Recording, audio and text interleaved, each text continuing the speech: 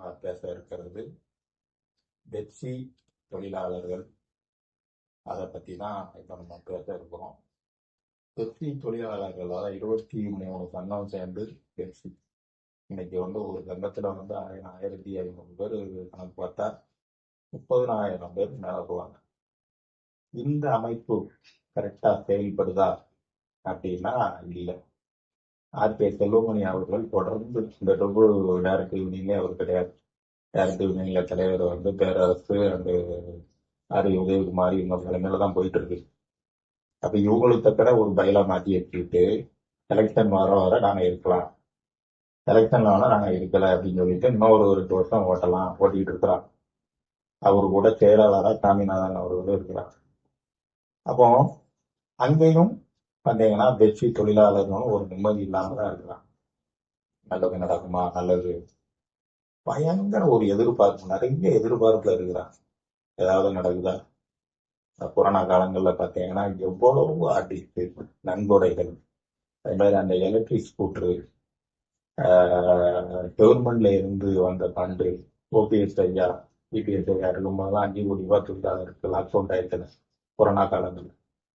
அப்ப இதெல்லாம் கரெக்டா போய் செயல்படுதா, தொழிலாளர்கள் போய் சேருதா அப்படின்னா இல்ல அப்படின்னு சொல்லுவோம். அதுலயும் ஒரு நண்பர் துணிஞ்சி கணக்கெல்லாம் போய் கேட்டார், அக்னி ராமச்சந்திரன் சொல்லிட்டு. அவருக்கு இப்ப நடந்த கேள்வி சிம்பக்ஸ் யூனியன்ல உறுப்பினராக இருக்கிறார். அவரையும் கூப்பிட்டு வச்சு எல்லாரும் மிரட்டி பெப்சியில அது எப்படி கேட்கலான்னு. இன்னைக்கு வந்த 23 கிராஃப்ட்ல மெம்பர் ஆனாலும் கணக்கு சொல்லிதான் ஆகணும். மக்களுக்கு தொழிலாளருக்கு நல்லது பண்ணதுதான் ஒரு நிர்வாகம். உடனே இப்ப அவர் நிலைமை இன்னைக்கு என்ன நடந்துட்டு இருக்கு, என்ன நடந்தது, ஒரு வருமா கற்பட்டு இப்ப அவரு கேட்கணும் போட்டு வரேன்னு போயிட்டு இருக்காரு. இதே மாதிரி ஏதோ ஒரு கேள்வி கேட்டா உடனே அவனை வில்ல மாதிரி பண்றான். தொழிலாளர்கள் நல்லது பண்ணதான் பெப்சி அமைப்புன்னு ஒண்ணு இருக்கு. அதை புரிஞ்சவே மாட்டேங்கிறது.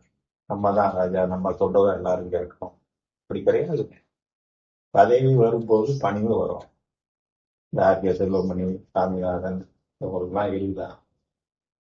ஏதோ நான் தான், நாங்க தான் நம்ம ஃபேமிலி நல்லா இருந்தா போதும். அதுலயும் ஒரு வார்த்தை சொல்றாரு சாமிநாதன், பெரிய பதவியில இருக்கிறவங்க காசு திருட தான் செய்வாங்க, திருடதுக்கு தான் பதவிக்கு வராங்க, நிறைய சொல்லிட்டே போறாங்க.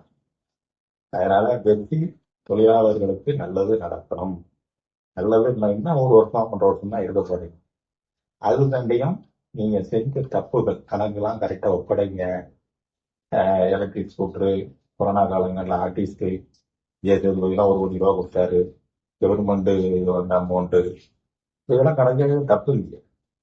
அதே மாதிரி ஒவ்வொரு யூனியன் 23 யூனியன்ல இன்னைக்கு ஒரு 6 7 தனியா ஆரம்பிச்சாங்க. தனியா ஆரம்பிக்கவே விடக்கூடாது. இருந்து பேசி உங்களுக்கு என்ன குறை, தனியா ஆரம்பிக்கிறாங்கன்னா அவங்க மனசு எவ்வளவு நொந்து போய் அவங்க எவ்வளவு கஷ்டத்தை அனுபவிச்சு போயிருப்பாங்க. கொஞ்சம் நினைச்சு பாருங்க பெப்சி தொழிலாளர்களே. இதுதான் நடந்துகிட்டு இருக்கு. அப்படி போகக்கூடாதுங்க. அதாவது பதவி வரும்போது ஒருத்தர் கோவப்பட்டாலும் என்ன பண்ணலாம், கூப்பிட்டு உட்கார வச்சு வாப்பா உங்களுக்கு என்ன பிரச்சனை, இப்ப அதான் நடக்கு.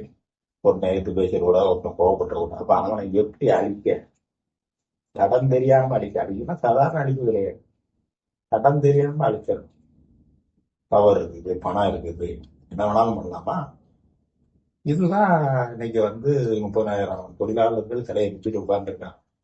அங்கேயே ஒரு மாற்றம் வேணும். இப்ப மே மாசம் சிம்பக்ஸ் யூனியன் எலெக்ஷன், மே ஜூன்ல கண்டிப்பா ஒரு பெரிய மாற்றம் அந்த வரும். அந்த வரும்போது ஆட்டோமேட்டிக்கா பெப்சிலையும் ஒரு மாற்றங்கள் வரும். தொழிலாளர்களே, பெப்சி தொழிலாளர்களே நிம்மதியா இருங்க. நல்லது நிறைய நடக்குது, காத்திருக்குது. அதுக்கு இவங்க எல்லாம் வீட்டுல உட்காரும். ப்ளஸ் ஒரு டீம் வரும்போது கணக்கு போட்டாங்க, வரவு செலவு என்ன இருக்குது. கண்டிப்பா ஊழல்கள் நடந்துதான் இருப்பாரு, எந்த மாற்றம் கிடையாது. அதனால 30,000 தொழிலாளர்களும் அமைதியா இருங்க. 2025 முடியதுக்குள்ள ஒரு நல்ல காலம் பிறக்கும். எனவே பயர் டிவி மை சேனல் சப்ஸ்கிரைப் பண்ணுங்க. இன்னும் ஒரு நல்ல செய்தியோட உங்களை சந்திக்கிறேன். நன்றி, வணக்கம். அமைதி சகோதரர்.